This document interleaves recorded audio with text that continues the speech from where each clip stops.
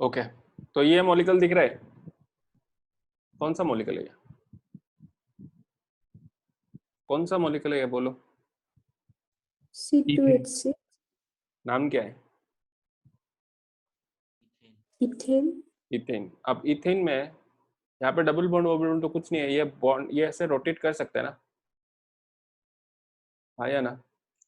हाँ सर। तो इनफैक्ट ये सब एटॉम्स है और मॉलिक्यूल्स ऐसे करके हमेशा रोटेट करता रहता है, मतलब रूम टेम्परेचर में देयर इज सफिशिएंट एनर्जी कि things are like rotating and vibrating. Vibration के बारे में हम लोग सोच नहीं रहे, but things are like rotating. Okay, so basically जब तुम इथेन मॉलिक्यूल अगर है तो तुम्हें ऐसा सोचना चाहिए कि इथेन मॉलिक्यूल ऐसे करके रोटेट कर। सिमिलरली ये हाइड्रोजन ये वाला बॉन्ड भी रोटेट कर सकता है, हाँ या ना? हाँ सर। ओके, नाउ सपोजिंग मेरे पास यहाँ पे दो इथेन मॉलिक्यूल्स है। ओके, सपोजिंग ये इथेन मॉलिक्यूल ऐसे था और तुमने इसको फ्रीज कर दिया। ओके, तुमने एकदम टेम्परेचर डिक्रीज कर दिया। टेम्परेचर डिक्रीज करोगे तो एनर्जी कम हो जाएगा ना, तो वो रोटेट कर नहीं पाएगा। समझ में आ रहा है? तो तुमने इस मॉलिक्यूल को फ्रीज कर दिया। ये कौन सा मॉलिक्यूल है? इथेन है, राइट? और सिमिलरली यस सर। और एक इथेन मॉलिक्यूल को तुमने इस पॉइंट पे फ्रीज कर दिया, ऐसा था और यहाँ पे तुमने फ्रीज कर दिया। तो देखो ये मॉलिक्यूल और ये मॉलिक्यूल ये दोनों इथेन है कि नहीं है, हाँ या ना? Yes sir. हाँ सर। लेकिन इसको घुमाने फिराने से ये चीज मिलेगा क्या? ये चीज मिलेगा क्या? आइडेंटिकल होगा क्या वो? आइडेंटिकल होगा या नॉन आइडेंटिकल है? नॉट सपोजिंग तुमने Identical. कहीं पे ये मॉलिक्यूल मिला तुम्हें, ठीक है, फ्रोजन ये मॉलिक्यूल मिला और ये मॉलिक्यूल मिला, तो तुम बोलोगे क्या कि ये दोनों आइडेंटिकल है? नहीं बोलोगे ना, हाँ या ना? हाँ सर। हाँ तो सर। अब हम लोग के पास तो मॉडल होगा नहीं, तो what we will do is we are going to use some projections to understand all this things, ठीक है? तो लिखो तुम।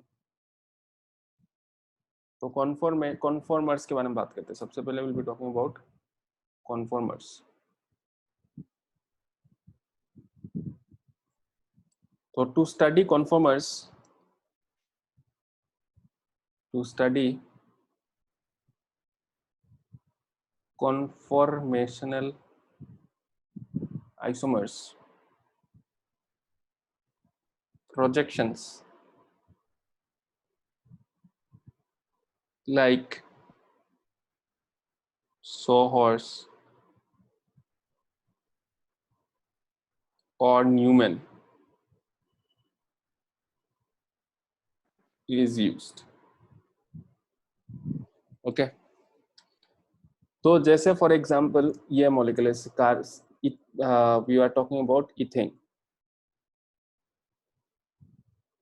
इथेन मॉलिक्यूल ये तो क्या है? ये तो कुछ नहीं है। This does not give us any information about the structure, right? Ethane molecule actual में ऐसा है, ये जो मॉलिक्यूल है, ठीक है, ये कैसा है देखो, ऐसा ऐसा है ना, जैसे मैं ड्रॉ कर रहा हूँ, देखो जैसे ड्रॉ कर रहा हूँ, this is actually something like this कि यहाँ पे हाइड्रोजन है, एक बॉन्ड ऐसे निकल के आ रहा है, एक बॉन्ड ऐसा है, सिमिलरली एक हाइड्रोजन है, एक बॉन्ड यहाँ पे है और एक बॉन्ड ऐसे पीछे जा रहा है। ऐसा ही है ना, हाँ या ना? हाँ सर। हाँ सर। ठीक है, नाउ इसका जो सोहॉर्स प्रोजेक्शन है, सबसे पहले विल डू सोहॉर्स प्रोजेक्शन। प्रोजेक्शन समझ में आता है ना सबको? जैसे फॉर एग्जांपल तुम्हारे तुम्हारे घर का, अगर से this is like your house, ठीक है, ये तुम्हारा घर है। अगर मैं ऊपर से देखूंगा तो तुम्हारा घर कैसा दिखाई देगा? ऐसे दिखाई देगा ना, बस, हाँ या ना? हाँ ये सर। जो डेप्थ है, ये डेप्थ समझ में नहीं आएगा ना। यहाँ पे जो डेप्थ है, ये डेप्थ समझ में नहीं आएगा। मतलब तुम इसको इसको हम लोग बोलते हैं फ्रंट टॉप व्यू। ऊपर से अगर हम लोग देखेंगे तो ऐसा दिखेगा। तो ये एक तरीके का प्रोजेक्शन। एक्चुअल चीज है क्या ये? एक्चुअल में ऐसा है क्या? प्लेनर है क्या ये वाला स्ट्रक्चर? No sir. नहीं है, ठीक है, पर दिखने में ऐसा लगेगा, तो दैट इज अ प्रोजेक्शन। तो सिमिलरली इसका प्रोजेक्शन ऐसा होता है कि ये सब जो चीजें हैं, ये बॉन्ड एंगल कितना है, 109.5 डिग्रीज है ना। तो सोहर्स प्रोजेक्शन में हम लोग बस इसको ऐसे ड्रॉ कर देते हैं।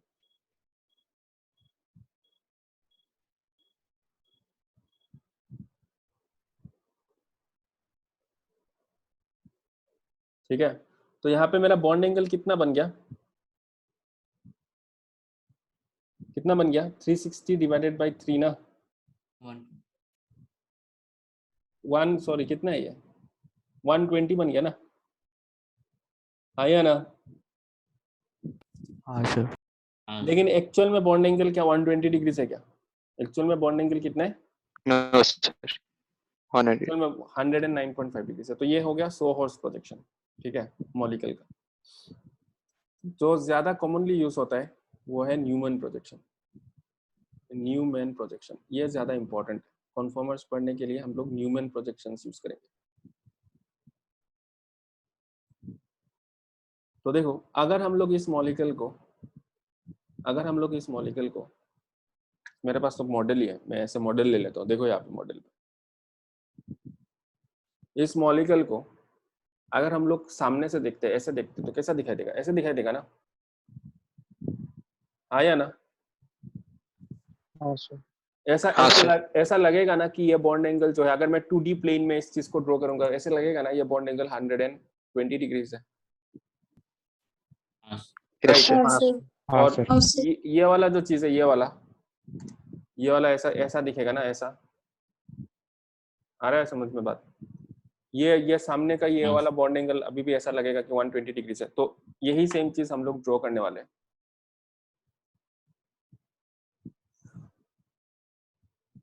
तो अगर हम लोग इस चीज को ऐसा था,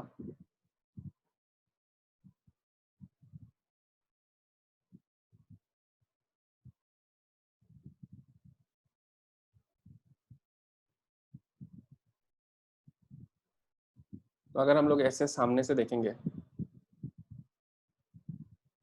तो कैसा दिखाई देगा, इसको हम लोग ऐसे ड्रॉ करते हैं।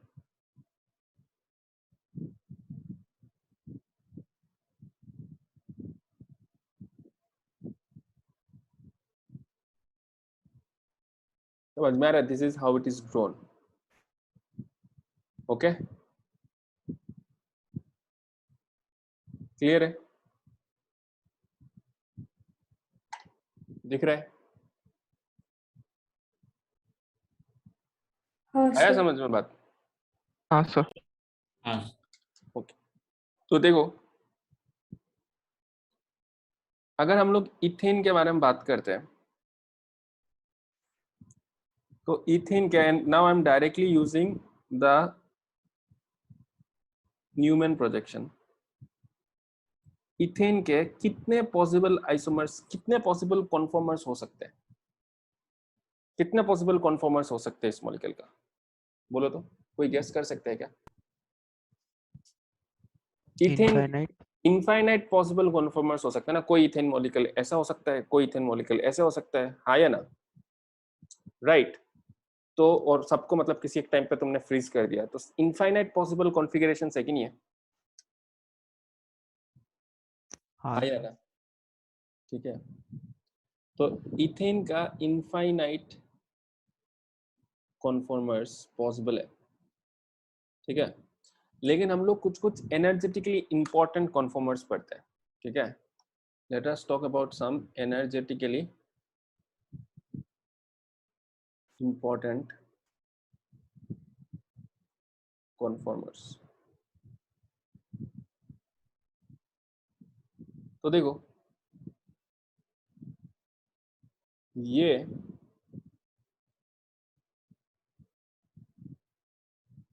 और ये दोनों इथेन का एनर्जेटिकली इंपॉर्टेंट कॉन्फॉर्मर है। मतलब ये वाला और ये, आ रहा है समझ में,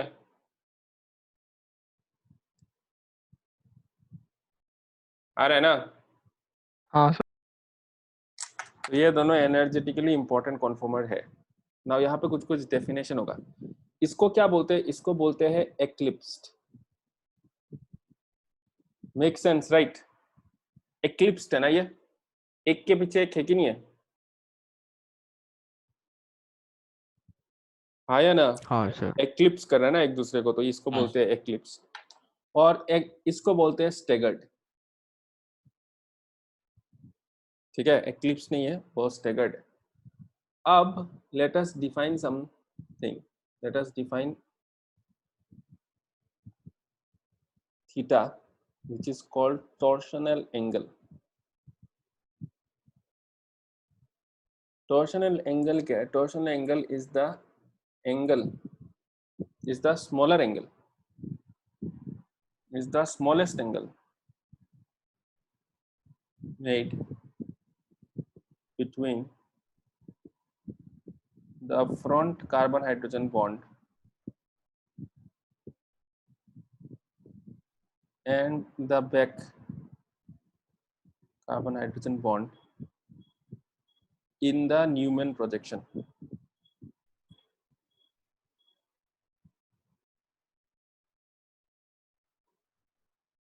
Of a molecule. देखो यहाँ पे अगर मैं इसको फ्रंट कार्बन हाइड्रोजन बॉन्ड मानता हूँ और इस वाले को बैक कार्बन हाइड्रोजन बॉन्ड मानता हूँ, तो इसमें जो एंगल है, टॉर्शनल एंगल जो है वो 0 डिग्री से, ठीक है। और यहाँ पे अगर मैं इसको फ्रंट कार्बन हाइड्रोजन बॉन्ड मानता हूँ और इसको बैक कार्बन हाइड्रोजन बॉन्ड मानता हूँ, तो यहाँ पे मेरा थीटा कितना होगा?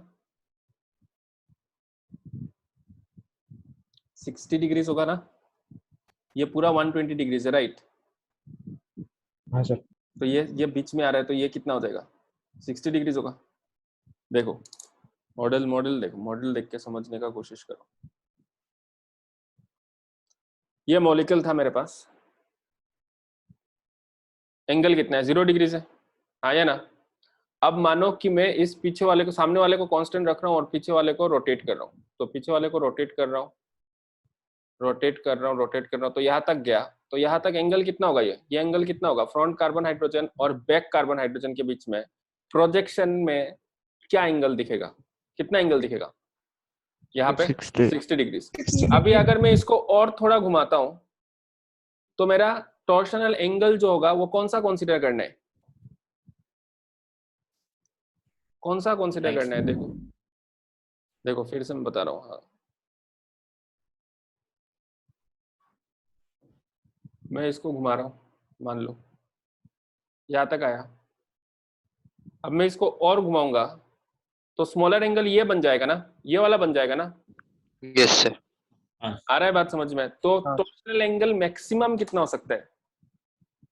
मैक्सिमम कितना हो सकता है टॉर्शनल एंगल? 60. 60 डिग्री हो सकता है। बात समझ में आ रहा है? तो ये थीटा मैक्स, Yes. ये थीटा मैक्स 60 डिग्री है और थीटा मीन 0 डिग्री है। तो थीटा मैक्स जब होता है तब हम लोग इसको स्टेगर्ड बोलते हैं, और जब थीटा मीन होता है जो 0 डिग्री है तब हम लोग इसको एक्लिप्स्ड बोलते हैं। ठीक है, ओके। एंड एनी कॉन्फॉर्मर जिसका थीटा जो है वो 0 और 60 के बीच में है, then that is called skew. That is called क्या? Skew, SKEW, skew. क्लियर है? यहां तक समझ में आया? नोट डाउन किया? आगे बढ़े? अच्छा, थीटा वाला लिखना है। थीटा है टॉर्शनल एंगल। सर हाँ, सर इक्लिप्स में बैक वाला कार्बन हाइड्रोजन कैसे दिखेगा अगर 0 है? थीटा। नहीं दिखेगा, नहीं दिखेगा, लेकिन हम लोग जब प्रोजेक्शन ड्रॉ करते हैं तब ऐसे दिखाते हैं कि है हाइड्रोजन, वरना तो प्रॉब्लम हो जाएगा। मतलब ये तो बस मैं इथेन ड्रॉ कर रहा हूँ ना, मैं बहुत कुछ ड्रॉ करूंगा, आगे ब्यूटेन ड्रॉ करूंगा, मैं कुछ भी लगा सकता हूँ, हाइड्रोजन हटा के मैं CH3 लगा सकता हूँ ना, हाँ या ना? Yes sir. अब दिखेगा नहीं, लेकिन अगर तुमने मतलब ऐसा सब गायब कर दिया तो तुम क्वेश्चन सॉल्व ही नहीं कर पाओगे ना, हम लोग को समझ में नहीं आएगा कि पीछे क्या लगा हुआ है, राइट? इसलिए हम लोग चीजें ऐसे ड्रॉ यस करते हैं, सर। इसलिए हम लोग चीजें ऐसे ड्रॉ करते हैं, दिखाते हैं। हाँ, but if you want to be very technical about it तो दिखना नहीं चाहिए था, सही बात है, लेकिन हम लोग दिखा के करेंगे कि ऐसे ऐसे। अब और एक दो डेफिनेशन लिखो, तब हमें एनर्जी के बारे में पता चलेगा उसके बाद। तो नेक्स्ट लिखना तुम टॉर्शनल स्ट्रेन। टॉर्शनल स्ट्रेन, ठीक है। Torsional strain is nothing but the force of repulsion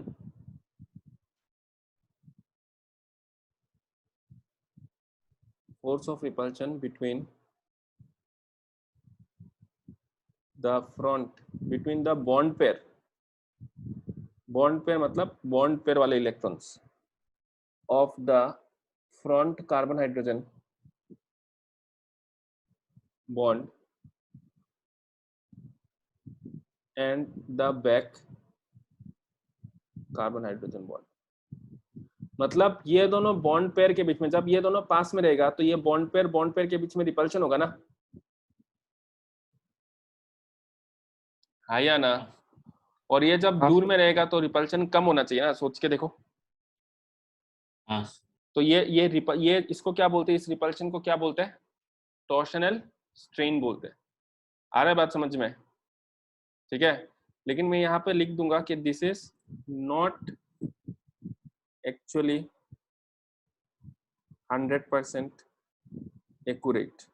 ठीक है, ये डेफिनेशन जो है this is not actually 100% accurate, but हम लोग जो भी प्रॉब्लम सॉल्व करेंगे यही सोच के करेंगे। समझ में आ रहा है? क्या समझ में आया? ये जो मैंने टॉर्शनल स्ट्रेन बोला ना, अगर ये रिपल्शन है तो रिपल्शन को हम लोग स्ट्रेन नहीं बोलते ना। स्ट्रेन क्या होता है?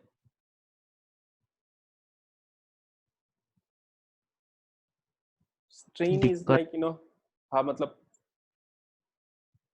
उसको फर्दर जाने में मतलब दिक्कत हो रहा है, something is like pulling it back, ऐसा टाइप का सीन होता है ना। तो यहाँ पे रिपल्शन है। ओके, पॉइंट ये है कि ऐसे ही हम लोग कंसीडर करेंगे। मुझे एक दो जगह पे बाद में जाके ना, एक दो जगह पे एक्सेप्शंस होगा। तो तुम लोगों ने तो अभी कोटा फैक्ट्री देख के सब लोगों ने केमिस्ट्री का बेइज्जती कर दिया है ऑलरेडी, तो इसलिए मैं तुम्हें पहले से बोल रहा हूँ कि हम लोग को जो नॉर्मल चीज है उस हिसाब से पढ़ना है। ठीक है, ये जो एक दो एक्सेप्शन है उसके बारे में सोचना नहीं है, और एक्सेप्शन के पीछे रीजन भी होगा, लेकिन उसके ऊपर माथा खराब दिमाग खराब मत करो। समझ में आ रहा है? हम लोग को अपना थ्योरी इंटैक्ट रखना है। मतलब मैंने अगर टॉर्शनल स्ट्रेन अगर मैंने बोला है कि ऐसे समझना है तो इसको ऐसे ही समझना है, लेकिन इसमें थोड़ा सा दिक्कत है which I will discuss later on, कि क्या दिक्कत है टॉर्शनल स्ट्रेन ऐसे ऐसे ऐसे बोलने से क्या दिक्कत होता है, वो मैं बाद में समझाने वाला हूँ, लेकिन वो चीज इंपॉर्टेंट नहीं है। आ रहा है बात समझ में? Yes sir. इंपॉर्टेंट ये है क्योंकि हमें इसी के पॉइंट ऑफ व्यू से सारा आंसर करना है। जैसे for example valence bond theory जो है वो क्या अल्टीमेट थ्योरी है? क्या नहीं है ना, उसमें भी गलती है कि नहीं है, लेकिन इसका मतलब ये नहीं है ना कि वैलेंस बॉन्ड थ्योरी अबंडन कर दोगे और उसको ही नहीं लगाओगे और बाकी कुछ और करते, ऐसा नहीं है ना। तो सेम चीज यहाँ पे हमेशा याद रखना कि ऑर्गेनिक जब हम लोग पढ़ेंगे तो हम लोग अपनी थ्योरी के, हम लोग अपने बाउंड्री कंडीशंस के अंदर चीजें सॉल्व करेंगे। हाँ, अपने बाउंड्री कंडीशंस, अपना थ्योरी के ऊपर कुछ कुछ चीजें ऐसा होगा जो अपना थ्योरी एक्सप्लेन कर नहीं पाएगा, उसको लेके दिमाग खराब मत करना। उसको पढ़ना है पढ़ना, नहीं पढ़ना है मत पढ़ना, छोड़ देना, लेकिन जो बेसिक फंडामेंटल चीज है वो याद होना चाहिए। ठीक है, तो टॉर्शनल स्ट्रेन क्या है? द फोर्स और repulsion between the bond pair of the front carbon hydrogen bond and the back carbon hydrogen bond. समझ में आ गया? ये बॉन्ड पेयर वाले इलेक्ट्रॉन्स और ये बॉन्ड पेयर वाले इलेक्ट्रॉन्स के बीच में जो रिपल्शन है that is called your torsional strain. तो अब मुझे बताओ तो एनर्जी किसका ज्यादा होगा? ये मेरे पास इथेन है, ये कौन सा कॉन्फॉर्मर है? एक्लिप्स्ड है ना? इक्लिप्स्ड।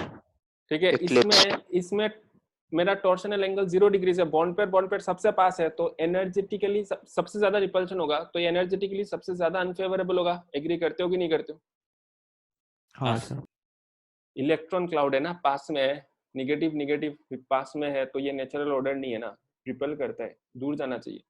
तो ऐसे करके जब ये रोटेट करेगा तो यहां तक आएगा, तो ये थीटा मैक्स है ना,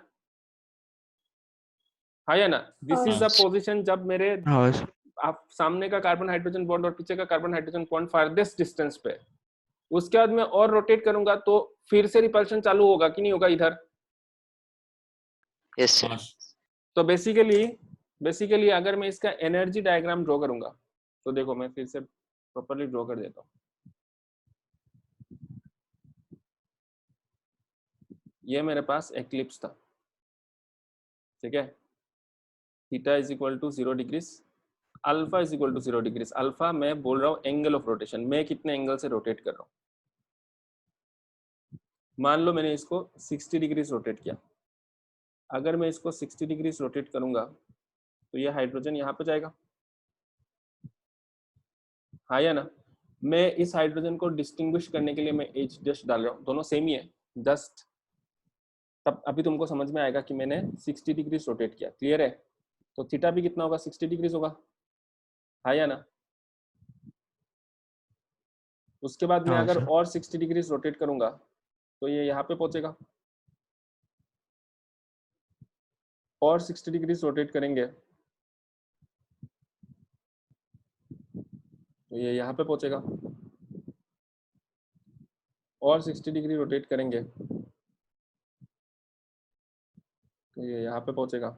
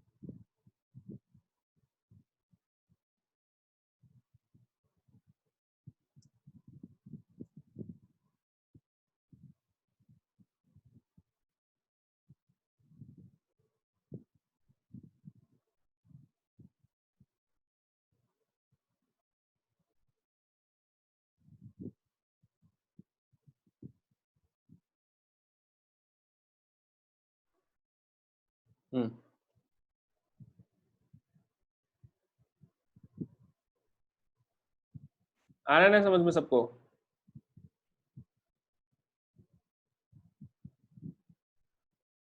मैं फिर से ड्रॉ कर देता हूँ।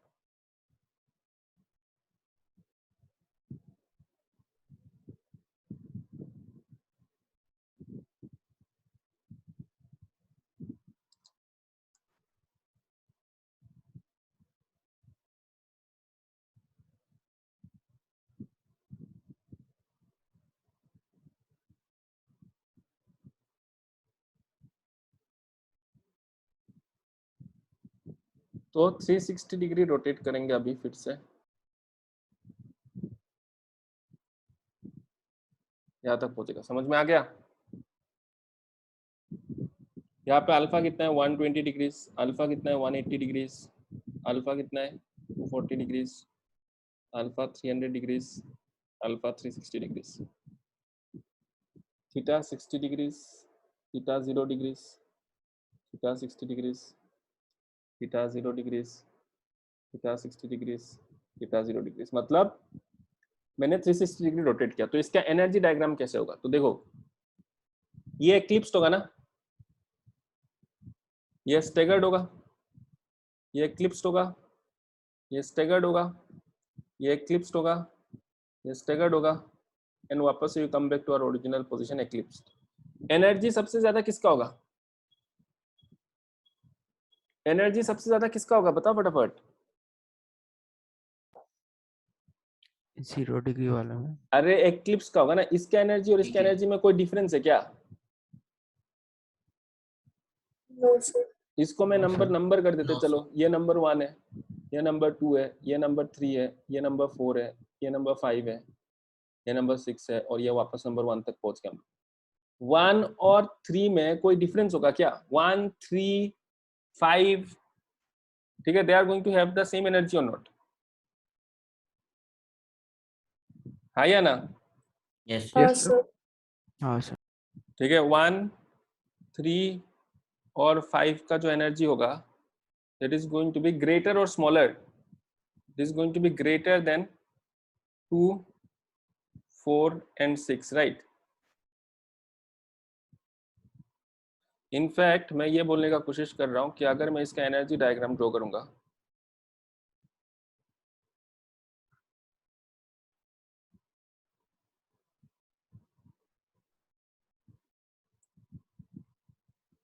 ये एनर्जी है versus alpha, alpha is angle of rotation. तो सबसे पहले मेरे पास अल्फा 0 था, तो ये मेरा स्ट्रक्चर लेटस है कि ये एनर्जी E1 है और ये एनर्जी E2 है। अल्फा है 0 degrees, alpha 60 degrees, 120 degrees, 180 degrees, 240 degrees, 300 degrees, 360 degrees. तो अल्फा जब 0 डिग्रीज था तो स्ट्रक्चर 1 था, यह स्ट्रक्चर 2 है, यह स्ट्रक्चर 3 है, स्ट्रक्चर 4 है, स्ट्रक्चर 5 है, स्ट्रक्चर 6 है और यह फिर से स्ट्रक्चर 1 है।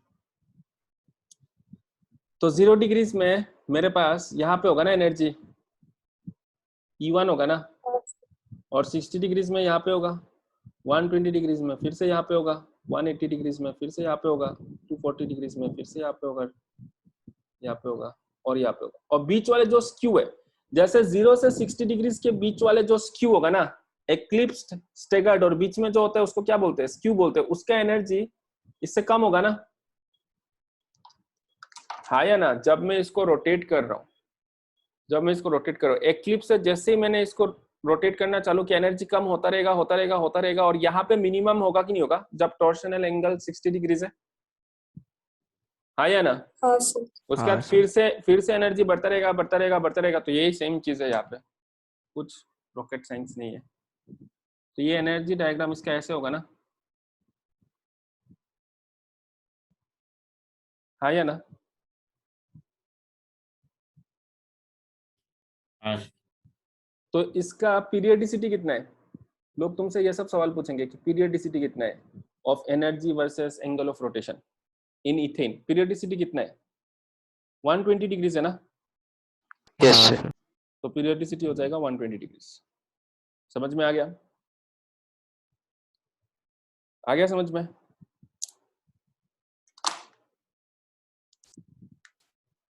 मतलब समझ में आया बोलने से कोई कुछ हाँ आंसर, सर। कौन बोलेगा हाँ, किसका वेट कर रहे थे तुम। छोड़ दूंगा मैं ना, पढ़ाने का प्रोफेशन ही छोड़ दूंगा मैं अभी, ऐसा ऑनलाइन चलेगा तो ज्यादा दिन नहीं है।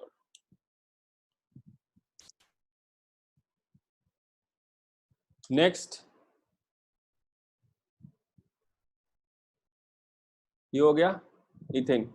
तो अभी हम लोग ब्यूटेन का एग्जांपल लेते हैं। तो ब्यूटेन का एग्जांपल लेंगे, हमें और भी कुछ एक्स्ट्रा इंसाइट मिलेगा और उसके बाद हम लोग जनरलाइज कर लेंगे। तो ब्यूटेन क्या है, CH3 CH2 CH2 CH3, right. ठीक है, ये ब्यूटेन है, दिख रहा है, मतलब कुछ भी हो सकता है, ये भी हो सकता है ना ब्यूटेन, हाँ या ना। हाँ हाँ सर। सर। हाँ लेकिन हम लोग जब ड्रॉ करते हैं तो जिगजैग ड्रॉ करते हैं, राइट। ये वाला, ये है ना जिगजैग। Yes sir.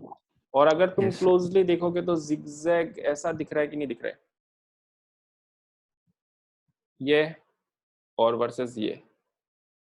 तो सब चीजों के पीछे ना रीजन है, धीरे धीरे डिस्कवर करेंगे सारे रीजंस। तो ये ब्यूटेन है, मैं इसको ड्रॉ कर रहा हूँ, मैं इसको मेरा एग्जिस्ट मान लेता हूँ, इसको मैं अल्फा मान लेता हूँ, इसको मैं बीटा मान लेता हूँ, मतलब इसके अबाउट में ड्रॉ कर रहा हूँ न्यूमैन प्रोजेक्शन। तो let me draw my Newman projection. तो न्यूमैन प्रोजेक्शन ऐसा होगा ना, CH3 हो जाएगा, H हो जाएगा, H हो जाएगा, और एक CH3H। एग्री करते हो कि नहीं करते हो कि ऐसा दिखना चाहिए, हाँ या ना बोलो। हाँ इसको सर। अल्फा माना, इसको बीटा माना, तो ऐसा दिखना चाहिए ना। तो इसको रोटेट करते हैं थोड़ा सा,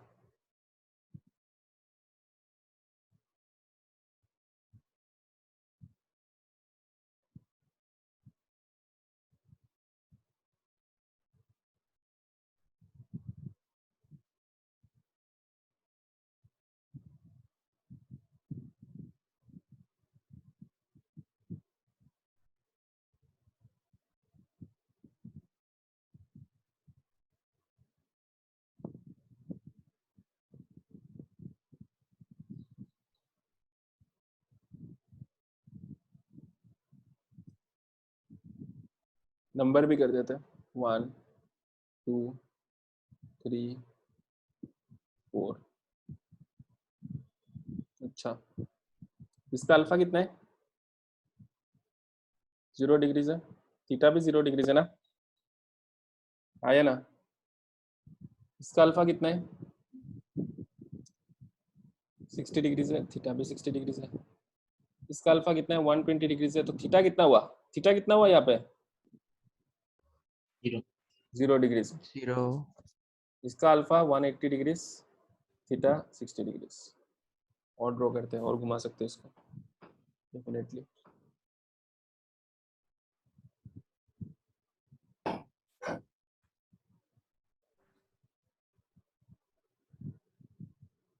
दीवान शाकिल, तुमको बात करना है ना तो टेक्स्ट में बात मत करो, तुम माइक्रोफोन ऑन करके बात करो, ठीक है?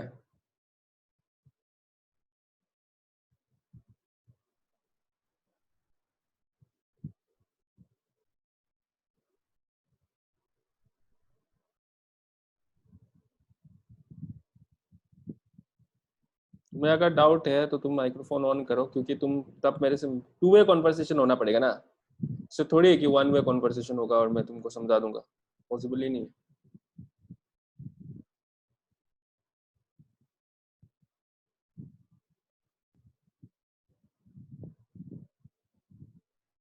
तो ये हो गया 5 6,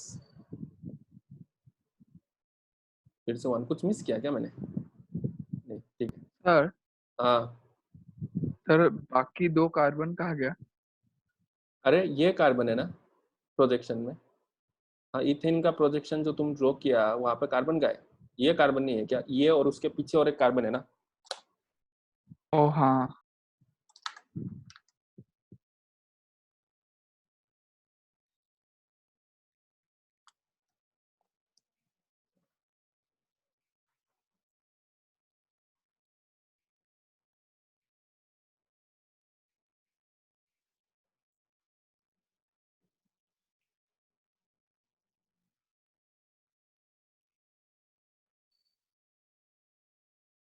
सुनाई दे रहा है? हेलो, सुनाई दे रहा है सबको? हाँ दिखाई नहीं सर। देगा अभी क्योंकि लाइट चला गया है, हाँ ठीक सर। है? ओके, तो ये क्या हो गया इसका नाम? 1 2 3 4 5 6। इसका अल्फा कितना होगा? 180 डिग्रीज, 240 डिग्रीज। थीटा कितना है? 0 डिग्रीज। अल्फा कितना है? 300 डिग्रीज। थीटा कितना है? 60 डिग्रीज। अल्फा कितना है? 360 डिग्रीज। थीटा कितना है? 0 डिग्रीज। ठीक है, सही है? हाँ सर। ठीक है, अब देखो, अब हम लोग एक नया टर्म इंट्रोड्यूस करते हैं, वेंडवाल फोर्स। अच्छा, अब लाइट आ गया।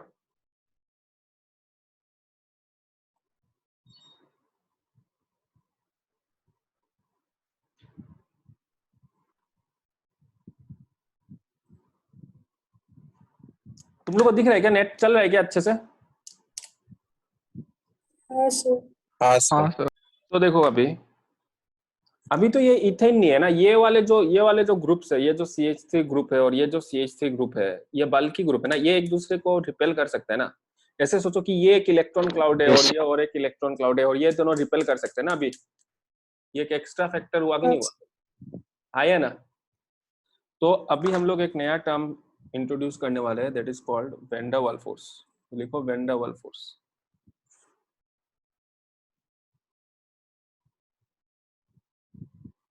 When der Waal force.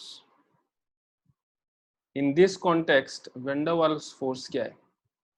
Van der Waals force है the force of repulsion between the bulky groups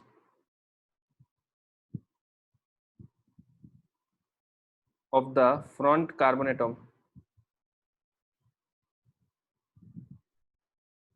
with the back carbon atom। आया समझ में? आया ना? इसको बोलते हैं वेन डर वाल्स फोर्स। समझ में आ रहा है? नहीं बोलोगे ना, कुछ रिप्लाई नहीं करोगे, समझ में आने से कुछ तो नहीं आ रहा होगा, किसी को कुछ समझ में नहीं आ रहा है, राइट? सर नहीं आया। कौन, किसने बोला नहीं आया? मैंने। क्या कर रहा था तू, लिख रहा था तुम? हाँ सर। देखो पहले ना मुझे ना 5G कनेक्ट करने दो, रुक जाओ।